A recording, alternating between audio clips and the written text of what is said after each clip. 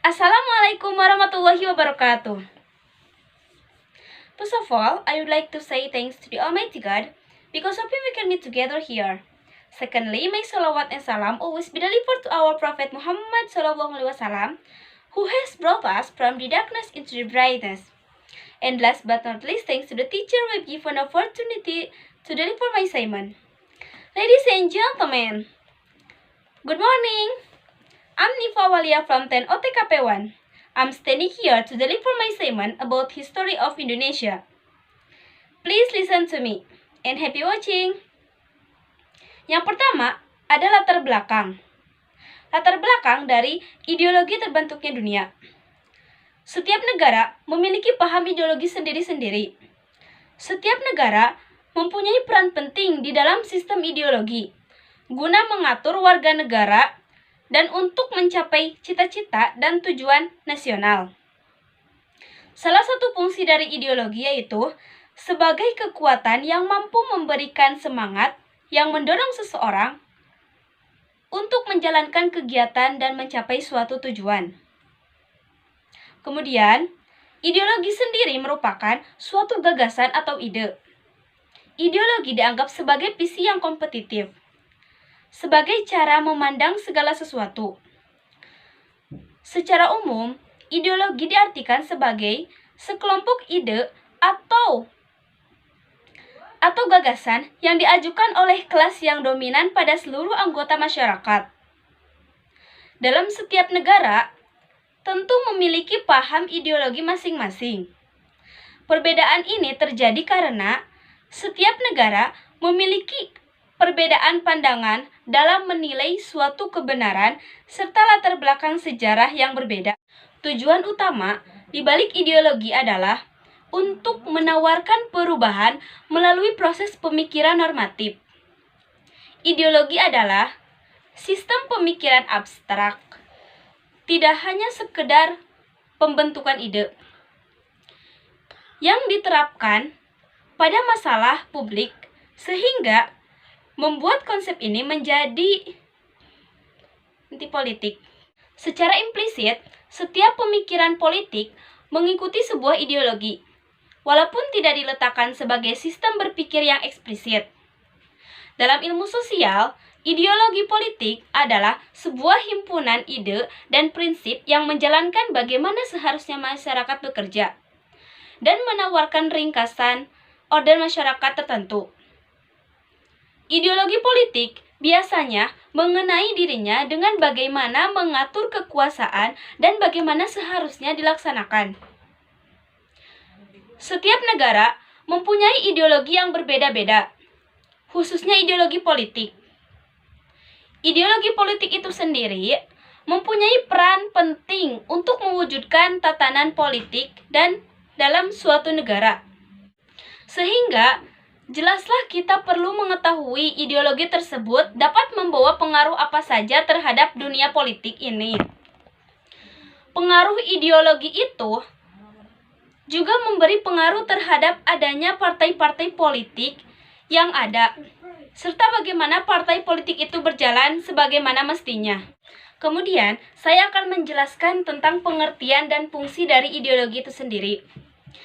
Ideologi berasal dari bahasa Yunani dan merupakan gabungan dari dua kata, yaitu idios yang artinya gagasan atau konsep, dan logos yang berarti ilmu.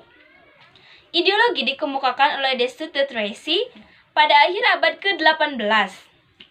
Untuk mendefinisikan idios tentang ide, ideologi dapat dianggap sebagai visi yang kompetitif, sebagai cara memandang segala sesuatu, sebagai akal sehat, dan beberapa kecenderungan filosofis, atau sebagai serangkaian ide yang dikemukakan oleh kelas masyarakat yang dominan kepada seluruh anggota masyarakat, atau definisi ideologi Marxisme. Pengertian ideologi secara umum adalah sekumpulan ide, gagasan, atau keyakinan dan kepercayaan yang menyeluruh dan sistematis.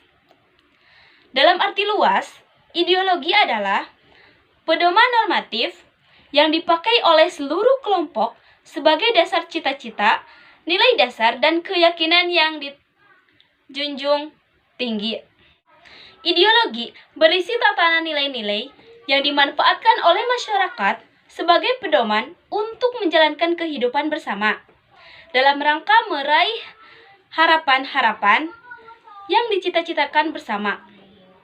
Tatanan nilai yang kemudian membentuk ideologi tersebut dapat berasal dari adat istiadat dan dapat pula bersumber dari suatu ajaran agama atau merupakan gabungan dari keduanya. Fungsi dari ideologi ini adalah sebagai referensi konseptual yang memberikan koherensi pada aksi politik. Ideologi pemikiran berperan dalam meletakkan hubungan pola pikir dan tingkah laku yang baik dan benar.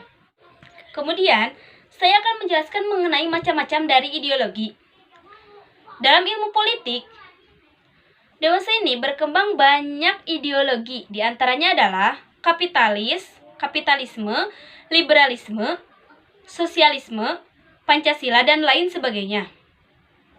Dengan konflik itu melahirkan kemajuan ilmu sosial yang terutama ilmu politik yang makin berkembang maju dan melahirkan berbagai pandangan yang baru. Berikut ini akan dipaparkan ideologi-ideologi yang terdapat dalam ilmu politik. Yang pertama ada ideologi kapitalis. Ideologi kapitalis merupakan suatu ideologi yang mengungkapkan kapital milik perorangan atau milik sekelompok kecil masyarakat sebagai alat penggerak kesejahteraan manusia. Bapak ideologi kapitalis adalah Adam Smith. Dengan teorinya The Wealth of Nations, yaitu kemakmuran bangsa-bangsa akan tercapai melalui ekonomi persaingan bebas. Artinya, ekonomi yang bebas dari campur tangan negara. Kapitalisme adalah sebuah ajaran yang didasarkan pada sebuah asumsi bahwa manusia secara individu adalah makhluk yang tidak boleh dilanggar kemerdekaannya dan tidak perlu untuk pada batasan-batasan sosial. Yang kedua ada ideologi liberalisme. Menurut paham liberalisme, manusia pada hakikatnya adalah sebagai makhluk individu yang bebas. Manusia dalam perspektif liberalisme sebagai pribadi yang utuh dan lengkap yang terlepas dari manusia lainnya. Manusia sebagai individu memiliki potensi dan senantiasa berjuang untuk kepentingan dirinya sendiri. Kemudian yang ketiga ada ideologi sosialis. Ideologi sosialis merupakan suatu ideologi yang mengungkapkan kapital milik bersama seluruh masyarakat atau milik negara sebagai alat penggerak kesejahteraan manusia. Kepemilikan bersama kapital atau kepemilikan kapital oleh negara adalah dewa di atas segala dewa. Artinya, semua yang ada di dunia harus dijadikan kapital bersama oleh masyarakat untuk meningkatkan kesejahteraan melalui sistem kerjasama. Hasilnya, untuk memenuhi kebutuhan hidup bersama dan distribusi hasil kerja berdasarkan prestasi kerja yang telah diberikan. Kemudian yang keempat ada postmodernisme dan postmarxisme. Antara kapitalisme dan sosialisme yang makin menajam. Sebagian besar ilmuwan politik mencari jalan keluar dan menemukan realitas bahwa pemikiran kapitalis mencari jalan keluar berupa postmarxisme. Kedua ideologi ini hakikatnya adalah revisionisme, mengaburkan paham kapitalisme dan sosialisme. Kemudian yang kelima ada konservatisme. Hal atau unsur yang terkandung di dalamnya antara lain yang pertama ada inti pemikiran. Memelihara kondisi yang ada, mempertahankan kestabilan, baik berupa kestabilan yang dinamis maupun kestabilan yang statis. Tidak jarang pula bahwa pola pemikiran ini dilandasi oleh kenangan manis menjadi kondisi kiri dan masa depan lampau. Kemudian yang kedua ada filsafatnya. Filsafatnya ini adalah bahwa perubahan tidak selalu berarti kemajuan. Oleh karena itu, sebaiknya perubahan berlangsung tahap demi tahap, tanpa menggoncang struktur sosial politik dalam negara atau masyarakat yang bersangkutan. Kemudian yang ketiga, ada landasan pemikirannya adalah bahwa pada dasarnya manusia lemah dan terdapat evil, instinct, and desire dalam dirinya. Oleh karena itu, perlu pola-pola pengendalian melalui peraturan yang ketat dan sistem pemerintah, demokrasi atau otoriter. Kemudian yang keenam, ada ideologi komunisme. Gelombang komunisme abad kedua, abad ke-20 ini tidak bisa dilepaskan dari kehadiran partai Bolshevik di Rusia. Gerakan-gerakan komunisme internasional yang tumbuh sampai sekarang ini boleh dikatakan merupakan perkembangan dari partai Bolshevik yang didirikan oleh Lenin. Kemudian, inti dari pemikiran ini adalah perjuangan kelas dan penghapusan kelas-kelas di masyarakat, sehingga negara hanya sasaran antara landasan pemikirannya.